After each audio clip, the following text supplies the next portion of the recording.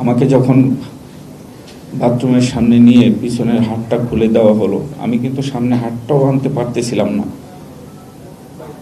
যখন আমার পিছন থেকে কালো কাপড় এবং গামছা খুলে দেওয়া হলো, আমাকে এমনি করে রুমের বাথরুমে দেওয়া হলো। আমি যখন বাথরুমের কলটা খুললাম অনেক কষ্টে, তখন কিন্তু দেখলাম যখন বাথরুমের কলে পানি নাই, তখন কিন্তু আমার মনে হয়েছিল আমার জীবন মনে হয় এখানেই থেমে যাবে, আমি মনে হয় এখানেই মারা যাব। তখন একটা ড্রামের নিচে দেখি একটু পানি জমে আছে, সেই পানিটা যখন ঢাললাম পুরো পানিটাই পড়ে গেল। একটা মগ ছিল, মগের ভিতরে একটু পানি ছিল, সেই পানিটা মগে পড়লো একটুকের মতো। সেই পানিটা খেয়ে মনে হলো আল্লাহ আমার জীবনটা ফিরে দিল।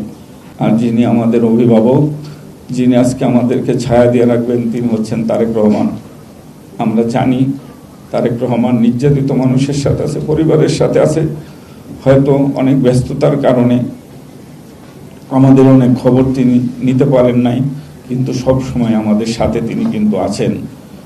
কিন্তু অনেক কষ্ট লাগে আজকে একটা কথা শুনে, আমার বোনদের কাছে যখন আমি শুনলাম এক সংসদ সদস্যের সাথে তারা 3 জন দেখা করার জন্য আজকে 1.5 মাস যাবৎ ঘুরে বেড়াচ্ছে, তার দেখা করার জন্য, কথা বলার জন্য সময় পাচ্ছে না, তখন কিন্তু কষ্ট লাগে, অনেক কষ্ট লাগে, অনেক কষ্ট লাগে। সেই কষ্টটা বোঝানো যাবে না। আমরা যদি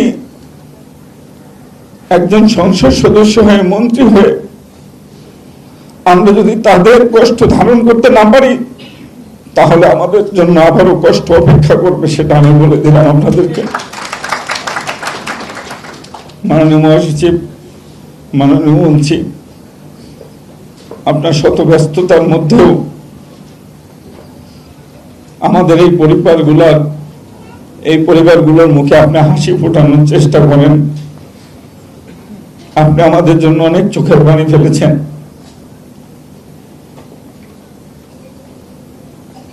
অনেক কষ্ট করেছেন আপনি আমার পরিবারের জন্য, আমাদের জন্য।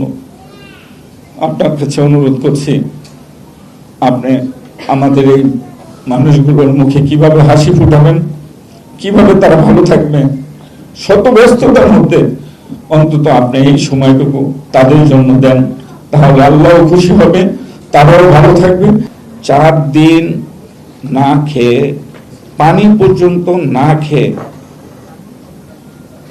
চিৎকার করে যখন মনে হলো যদি আমি বাথরুমে যেতে পারি তাহলে হয়তো কল থেকে একটু পানি খেতে পারবো, যখন আমার সেন্স আসলো আমি চিৎকার করলাম আমি বাথরুমে যাব। আসলে অনেক কষ্ট, অনেক অনেক, সেটা আমি হয়তো এখানে আপনাদের সামনে বললে আপনাদের কষ্টটা আরো বেড়ে যাবে। কিন্তু আপনাদের কষ্ট, যারা পরিবার, তাদের কষ্ট, আমাদের যারা কষ্ট করেছি ঘুম থেকে, তাদের থেকেও আপনাদের কষ্টটা বেশি, সেটা আমি ধারণ করতে পারি। আমার সন্তান, আমার স্ত্রী, যখন তাদের কাছে ঘুমের গল্পগুলো শুনেছি ঘুম থাকাকালীন অবস্থায়, তখন বুঝেছি যে ঘুম পরিবারগুলোর কষ্টটা কত বড়। আজকে অনেক সময় নেই, আমি শুধু আমার গার্ডিয়ান, আমরা মন থেকে যার সামনে সন্তানের মতো বড় হয়েছি রাজনীতিতে, তিনি আমাদেরকে বেড়ে ওঠা দেখেছে, আমাদের কষ্ট দেখেছে, আমাদের রাজনীতি কর্ম দেখেছে।